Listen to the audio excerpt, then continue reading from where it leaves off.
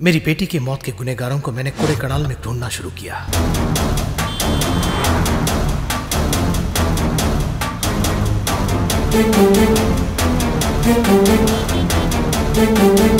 मेरी बेटी की मेल आईडी में उस बास्टर्ड्स ने मेल भेजा कि नहीं मैंने देखा, लेकिन मैं उन्हें ढूंढ नहीं पाया।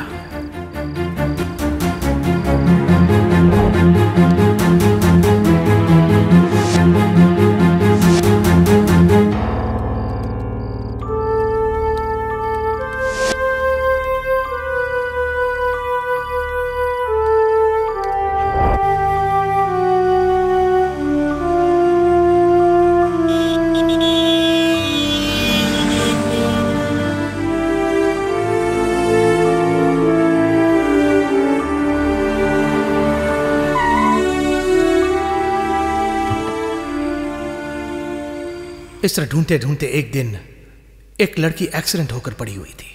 वो भी लगभग मेरी बेटी की उम्र ही थी।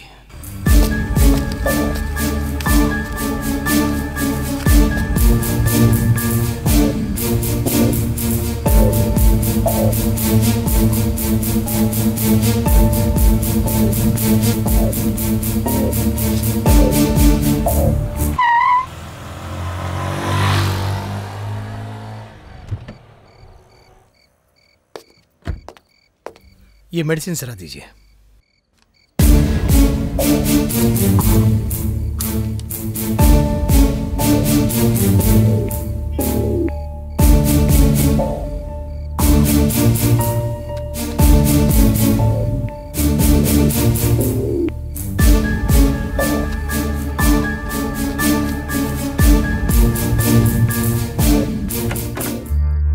मैंने सिर्फ उस लड़की का जान ही नहीं बचाया, बिगड़ी हुई उसके चेहरे को मैंने अपने लिए मेरी बेटी के चेहरे जैसे ही सर्जरी कर दिया।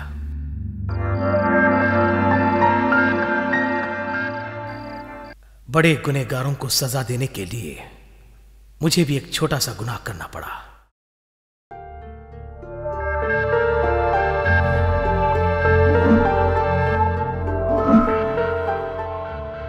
आहिस्ता आहिस्ता आंखें खोलो।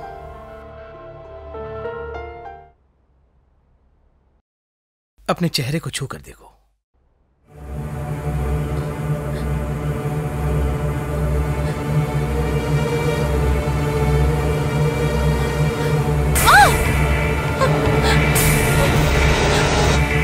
मुझे क्या हुआ? ये मेरा चेहरा नहीं है। मुझे क्या हुआ? ये मेरा चेहरा नहीं है। मैं जब गाड़ी चला रहा था तुम्हें चोट लगी थी, तुम रास्ते में पड़े थे, तुम्हारा चेहरा भी बहुत बिगड़ गया था। ऐसे डॉक्टर मुझसे जितना हो सके मैंने तुम्हें एक रूप दिया है। रो क्यों रही हो? वो मैं कार्तिक के बगैर किसी को नहीं जानती हूँ। अभी मेरा चेहरा बदल गया।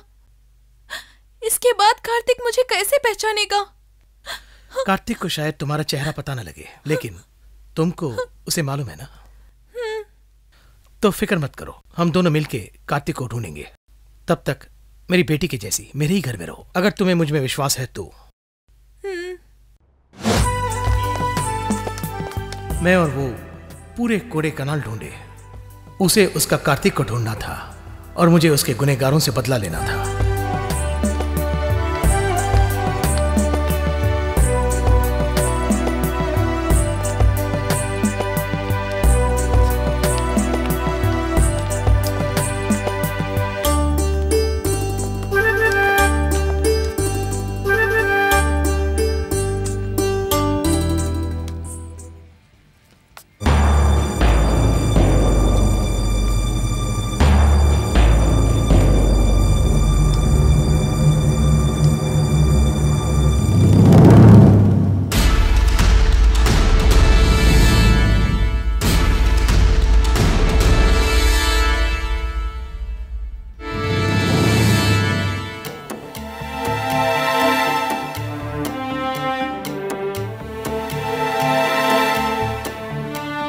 एक दिन एक आदमी ने उसको मेरी बेटी प्रिया समझ के उससे बात करने की कोशिश की।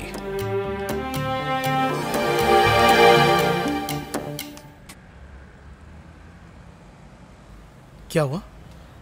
कार्तिक को देखा पापा। कहाँ देखा? यहीं पे देखा। चलो ढूंढते हैं।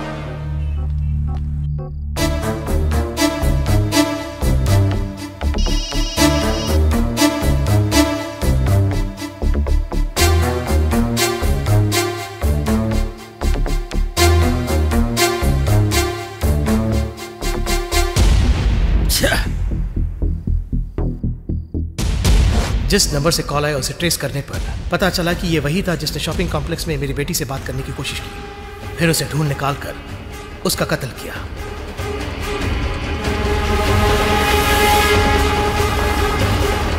उसका खून करने से पहले मेरी बेटी की जिंदगी के साथ खिलवाड़ करने वाले और भी 2 आदमियों के बारे में पता लगा लिया।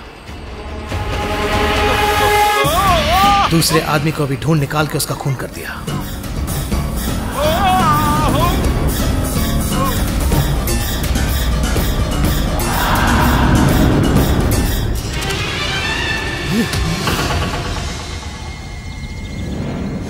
अब कहिए सर, इनके जैसे लोगों को जिंदा छोड़ सकते हैं क्या?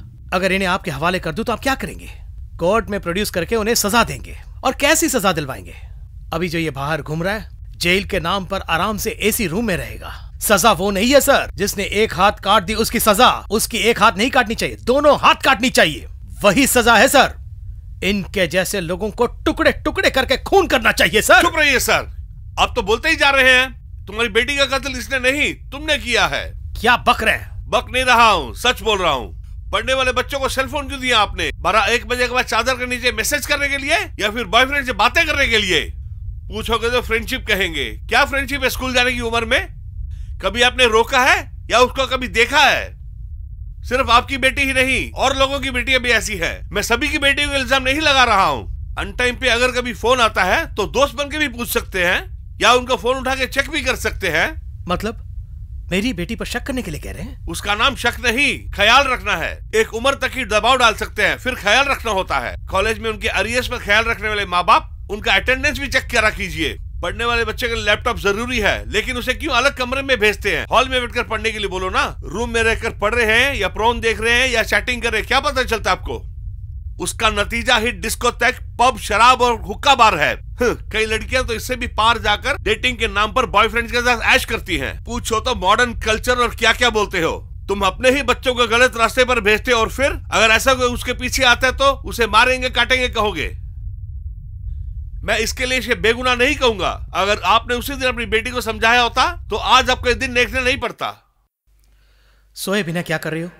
12 बज रहे हैं, जाके सो जाओ। प्रिया, दूध भी नहीं पिया, ऐसी क्या बात कर रही हो? फ्रेंड से बात कर रही हूँ डैडी।